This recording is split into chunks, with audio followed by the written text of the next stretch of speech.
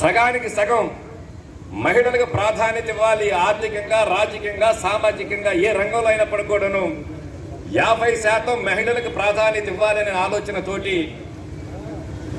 వారికి సంబంధించి డ్వాక్రా రుణాల దగ్గర నుంచి అనేక రకాలైనటువంటి ఆర్థిక పరమైన వెసులుబాట్లు కల్పించడమే కాకుండా రిలయన్స్, అమూల్ లాంటి సంస్థలతోటి వారు ఉత్పత్తి చేసేటువంటి పాలు కానివ్వండి, పచ్చళ్ళు కానివ్వండి, లేదా చేతి వృత్తుల ద్వారా వచ్చే ఉత్పత్తులను కానివ్వండి మంచి మార్కెట్కి అమ్ముకునేదానికి అవసరమైనటువంటి మార్కెటింగ్ ఫెసిలిటీని కూడా కల్పించడానికి త్వరలోనే ఆల్రెడీ ఈ మధ్య కాలంలోనే రిలయన్స్, అమూల్స్, ప్రోక్టర్ గ్యాంబ్లింగ్ సంస్థలతోటి ఎంఓయూలు కూడా చేస్తున్నటువంటి పరిస్థితులు.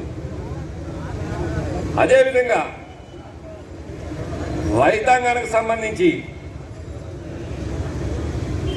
గత ప్రభుత్వంలో ఉన్నటువంటి బకాయిలు మొత్తాన్ని కూడా సుమారుగా 3,600 కోట్ల రూపాయల బకాయిలు రద్దు చేసేది గత ప్రభుత్వం బకాయిలు అన్ని కూడా. వాటన్నిటిని కూడా మన ముఖ్యమంత్రి వైఎస్ జగన్మోహన్ రెడ్డి గారి బాధ్యత చేపట్టిన తర్వాత వాటన్నిటిని కూడా రద్దు చేయడమే కాకుండా